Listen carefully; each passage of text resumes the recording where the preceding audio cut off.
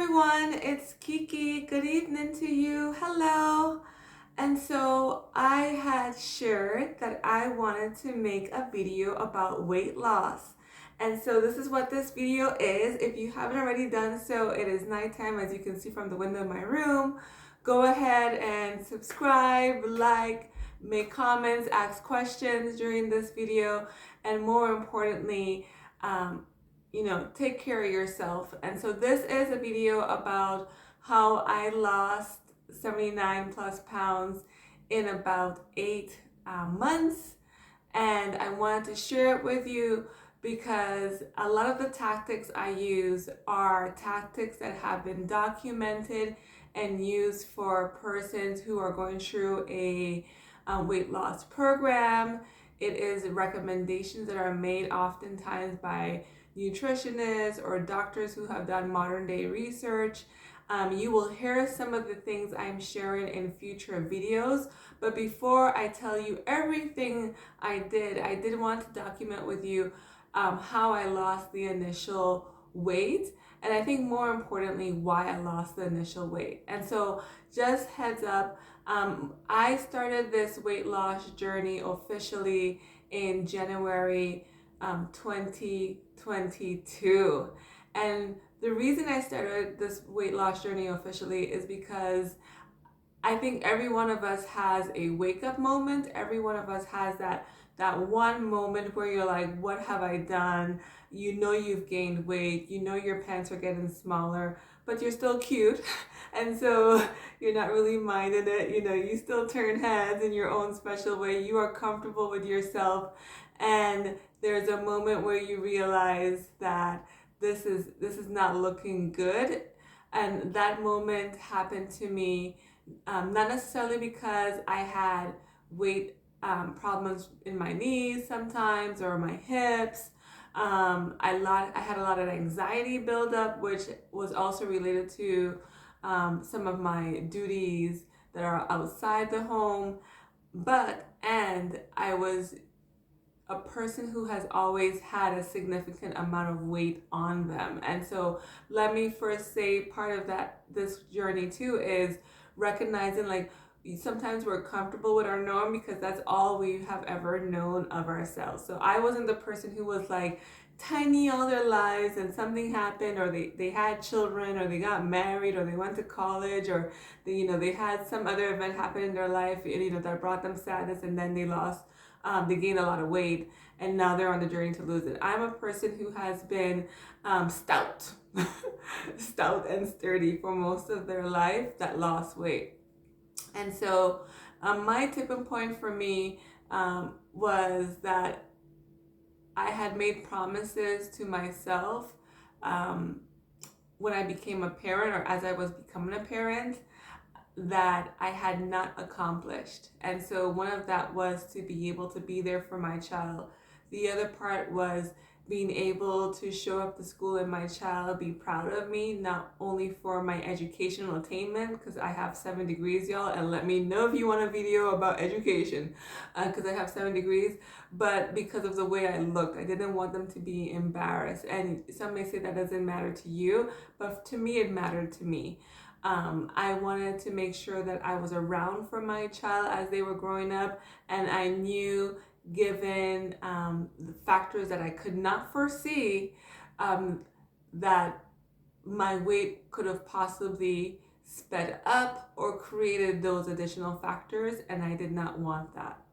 And so I decided that I was going to try. And when I say I decided I was going to try, just know that when a person is going through a weight loss journey or battling the physical and mental and habitual components that entails a weight loss journey, that battle is every day. Every day I would wake up and say, today's the day, today's the day, today's the day, today's the day. You get my point, y'all. And it was never the day. I couldn't change my habits to accompany the physical results, or I would change those habits momentarily, like 1 month or 2 months, and then fall back to what I was accustomed to, what was my norm. And so my tipping point for me was December 2021. Many of you know that my birthday falls pretty close to the holidays, and for my birthday, the love of my life, my partner who has been with me through thick and thin, since I've been here, um, gave me many presents, many gifts, and one of those gifts was an Uber Eats card. And you can say whatever you want about that, but they didn't do anything wrong. They responded to where they saw my interest. And the interest that they responded to was my constant purchasing of food on Uber Eats. And so when I got the card, with the gift card in it, I started to cry. And the reason I started to cry was disappointment in myself. There was the reflection. If I couldn't see it in the mirror, if I couldn't see it in my clothing size, if I could not see it in the way others perceived me as I took an account of myself in the world, there it was facing me in that Uber Eats card. And it was that moment that broke the camel's back. It was that straw that broke the camel's back. And I decided that I would not end 2022 in the way I was ending December 2021. And so I marked a day. I waited till New Year's. I literally remember I jumped in the shower on New Year's Eve, jumped out on New Year's Day, went to my laptop and started researching what I needed to do to change my trajectory so that at the end of December 2022, I did not look or feel in the same place. And so this video is gonna go over some of the things I did again to lose those 79 plus pounds. And so let's start off with January. So I will be lying to you to say that I knew what my exact starting weight was because I was afraid to go to the doctor. I was afraid to jump on the scale and have the doctor tell me what that weight was. As a matter of fact, when I would go to the doctor, I would tell them specifically not to tell me my weight. And that particular doctor doesn't print out a sheet that tells you like what your blood pressure is and what your weight is and their recommendations, right? So I knew I didn't have to ever go to the doctor and know my weight if I didn't want to do that. And so that was a problem. But even as I began the journey, I did not want to know my weight. So instead I embarked on learning about what people do to lose weight, what nutritionists and doctors who work with persons who are overweight do. And so one of the things I did was I started drinking water. So every month I did something, and for January 2022, I started drinking water. One of the things I learned was you cannot burn fat if you do not drink water, because part of your body's metabolism of how it gets rid of that is through your breathing, perspiration, and your urination, right? And so there was no way I was going to lose the weight I wanted to without thinking about how I consume liquids.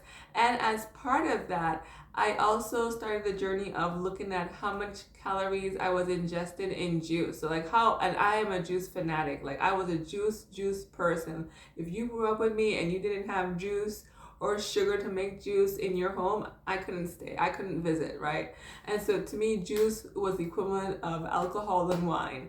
And so I decided that instead of drinking like 5 glasses of wine, or the equivalent of 500 mils, 200 mils, 1,000 mils, 2,000 mils of juice per day, that I would start cutting back and instead replacing that with water. So month 1, if you're thinking about losing weight, go ahead and do it incrementally and start with ingesting more water. Now, I'm not talking about ridiculous things. I'm not saying like drink like 4 liters. You did not hear that from me. I'm simply thinking like, how can you cut back on your sugary drinks? That includes the Starbucks. And trust me, I love the caramel frappuccino with extra caramel mocha. Anyways, cut back on that. You'll save money too. And increase your water intake and try to do about 2 liters a day. Month 2, I had began the journey and was wondering what the next step was, and I encountered a doctor on YouTube who spoke about things that turn into fat. And you may take anatomy and physiology. I did not ever take a nutrition courses, but we never had a discussion in my mind. Like, of course we talked about lipids in the class and adipose tissue and all kind of different things, but we never really had a conversation about what turns into fat and what doesn't.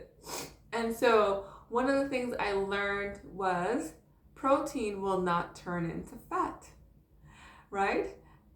Carbs can turn into fat, sugars will turn into fat, protein wouldn't turn into fat. And one of the things the doctor recommended that I saw on YouTube, they said, when you're hungry and you're trying to lose weight, eat protein. I want you to eat protein, as much protein as you want. Eat the protein.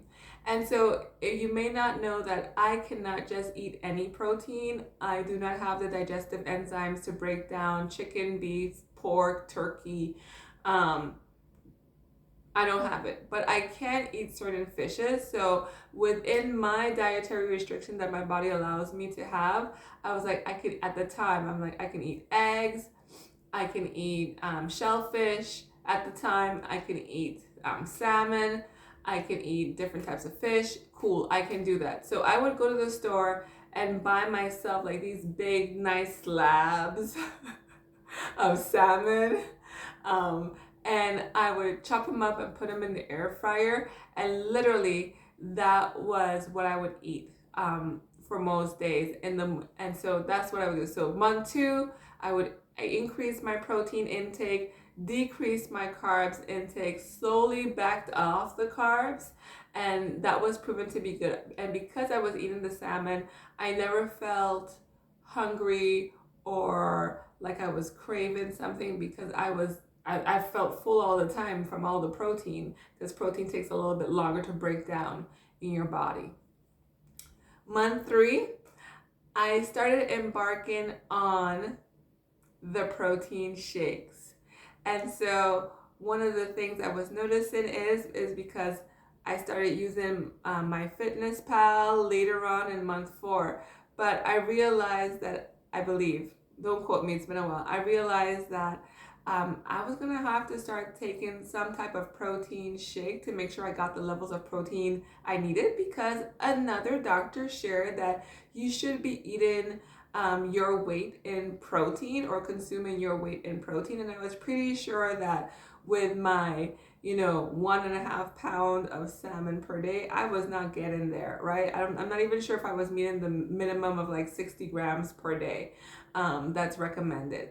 And so I started to incorporate protein shakes, I believe, in month 3. And that was really useful for me, because with the protein shakes, my sugar cravings completely went away, because my body knew that in the morning it was going to get some type of like sugary drink. And therefore I wasn't like a fiend looking for my favorite candy, whatever candy I could find, or whatever sugar I could find. I wasn't doing that, because my body knew every day I was going to get a protein shake.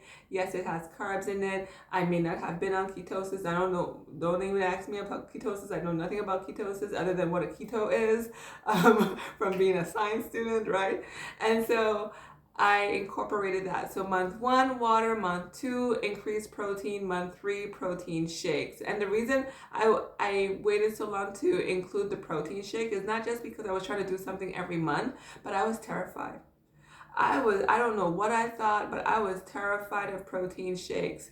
And because a lot of the protein shakes are made with some derivative of milk, I also knew that milk gave my body a problem.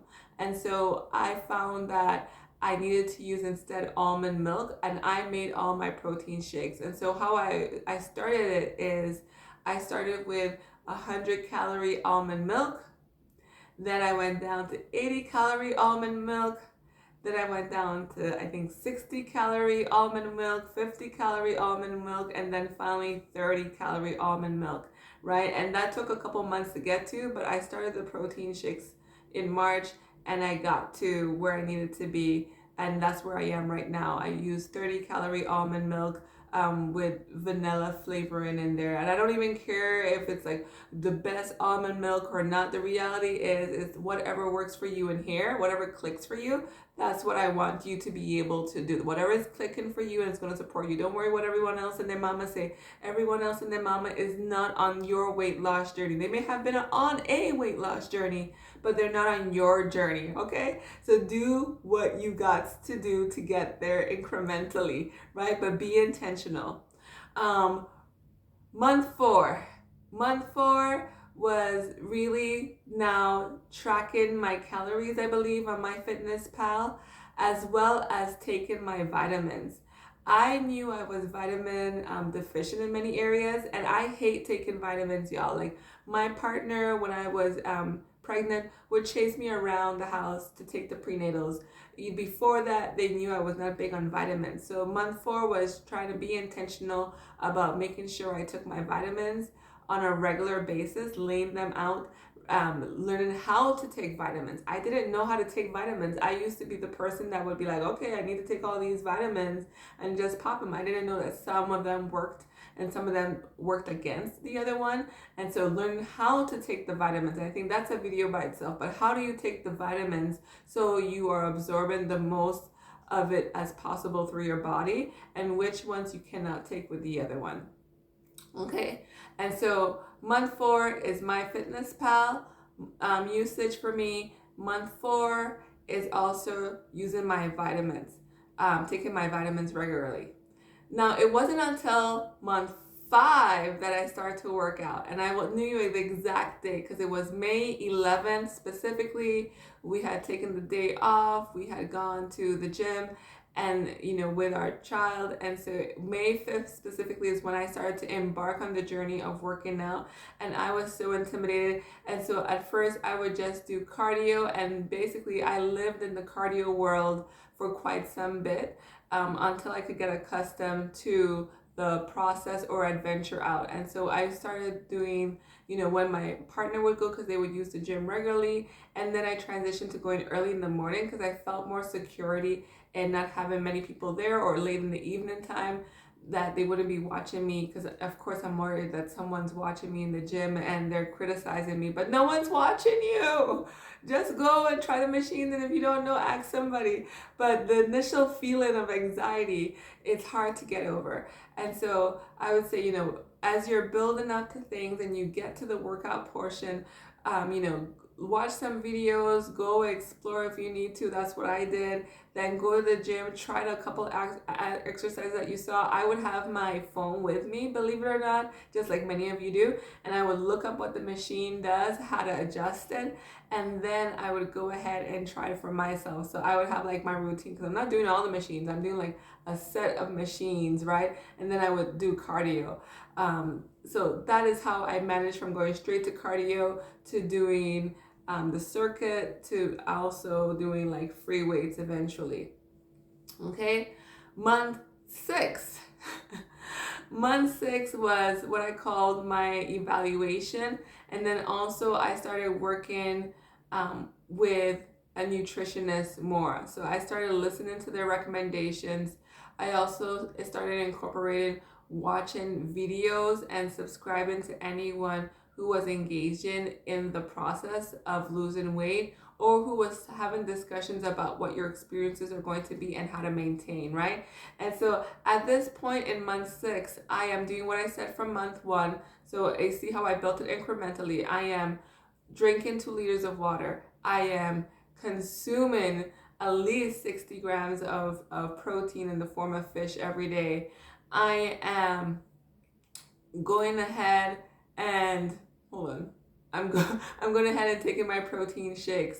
I am tracking my calories and taking my vitamins, and I started working out in month 5, and now I'm maintaining this cycle, right? And so it didn't feel overwhelming for me because I was doing it all, right? The one thing I did in month 6, in addition to trying to watch people videos and so forth, is I started to make sure that I was looking at how much of what I was doing, right? And at this point, I don't really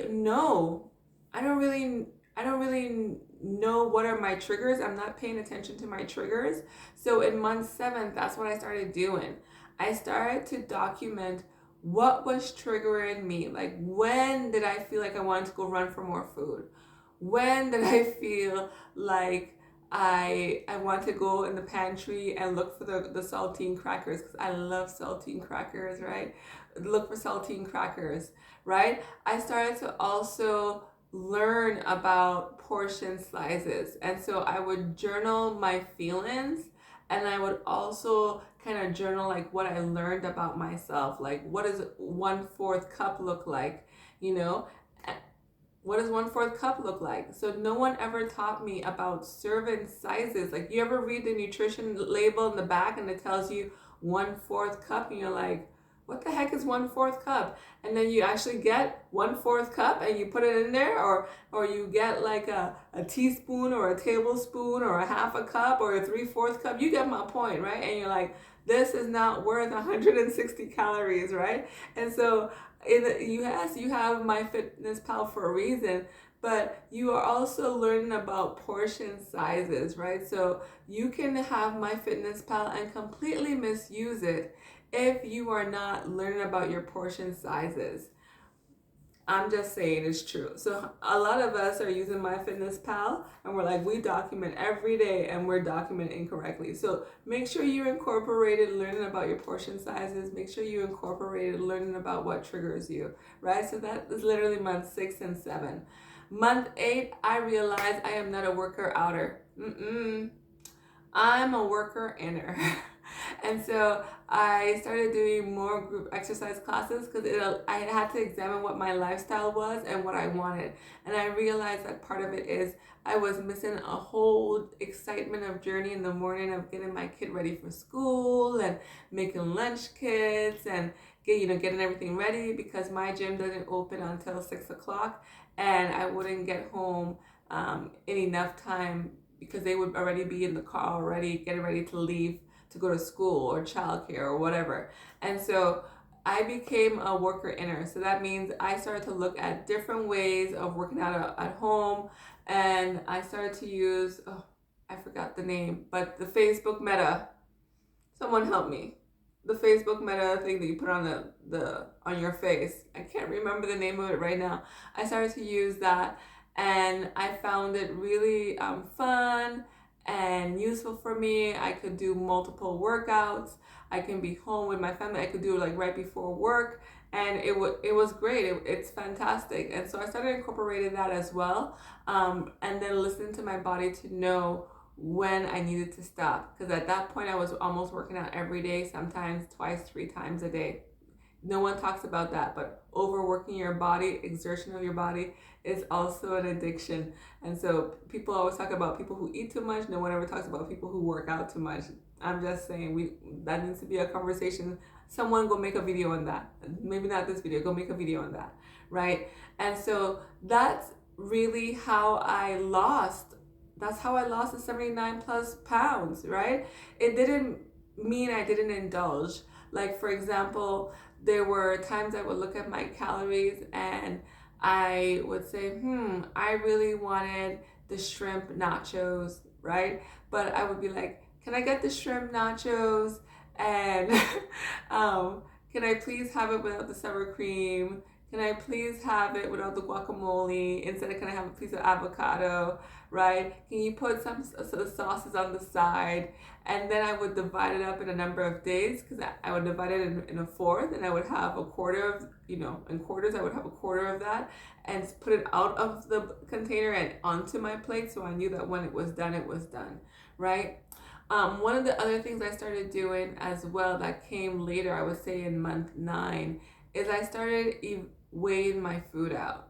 So knowing not only like what is a serving using the scoops, but actually putting the plate down, zeroing out on a scale, and then adding your food to it, so like, this is how much I should eat at a time. And so I'm not going to tell you how much I eat at a time, but please know and believe I like to eat, and I have not stopped eating. And so I eat about 7 to 8 times a day. That includes my protein, drink, even though it's liquid. So I have one protein drink in the morning, but I eat in addition to that either 7 or 6 more times that day, and still get in my 2 liters.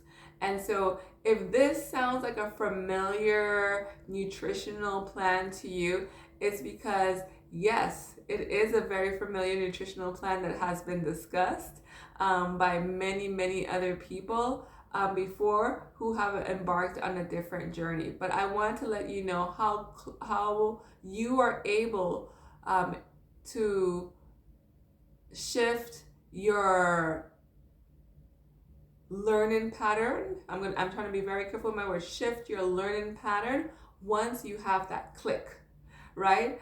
Because I can't just say this is how you shift your food nutritional plan, this is how you eat. Because for many of us, we get the click and we're not ready. The click doesn't come till much later. We want to do it, but we're not ready to do it. And so I do believe that eating is an addiction to food. Like, you don't gain weight without having a food addiction. And to me, it's a food addiction is one of those that is shunned upon. Like, people will be empathetic around you having alcohol addiction. They'll be empathetic around you having a cigarette addiction. They'll be empathetic about you having, some non-medical prescription addiction, if you know what I'm saying. But when it comes to consumption of food and being a food addict, there's usually very little empathy there. And so you walk that journey by yourself. And yeah, I commend you for trying. I commend myself for trying, because I know I battle it every day. And any day I can lose my path. As a matter of fact, to be honest with you, a couple months ago, I had a Whopper addiction. Where for 2 days I was like, Whoppers, and then I had to stop myself. I'm like, no, this cannot become your new normal. You fought too hard to get here. And in my mind, I even was starting saying, I'm like, your size 10 pants tastes better than the Whoppers, right? Your size small shirt tastes better than the Whoppers. You are able to go to sleep and not have burning or heartburn or pain, or you don't have back pain. You can lift up your child and play with them. So all of that tastes better than the Whoppers. And so you really have to be constantly coaching yourself. And so how is this different? And there's a couple minutes left, but this is very different than where I was back in 2013-14, when I worked out with a coach and a trainer, because I was dependent upon them to tell me what to do in the gym, so I would do it and learn it. I seriously believed that I could work out my bad eating habits back then. And that's why when I stopped working out with them, I gained it all back, because I had the same eating habits, but with no working out. This time, because of what I'm doing, and it feels that I'm able to hold that consistently and sometimes indulge, I can go ahead and not work out for a month or two, but maintain eating habits that support me feeling full nutritiously, still eating vegetables when I need it, when I want to incorporate those a little bit, but the protein has done me good, making sure I ingest enough water, making sure I take my vitamins. And so that is how I got to where I am today. So just so you know, I did eventually go to my doctor a couple months later, and that was in March of 2022. And they had to congratulate me on losing weight. And they asked me what my number, wanted where I started. And I said, no, I don't. And they said, okay. And then it wasn't until maybe December or maybe 2022, or maybe in 2023, I went back to that doctor, and they looked at me and they're like, you have done such a good job. And they're like, you're no longer diabetic. And I was like, I was diabetic? They're like, yeah, you were pre-diabetic. I'm like, no one told me that. I thought I wasn't. They're like, yeah, and I said, well, my body mass index wasn't that high, and I sputtered out some number, and they're like, no, like your weight was 297, and so all that time I thought my starting weight and when you see the videos that I recorded over the year, it was 287. I must have transposed numbers, but it was 297. And so now I currently weigh 145.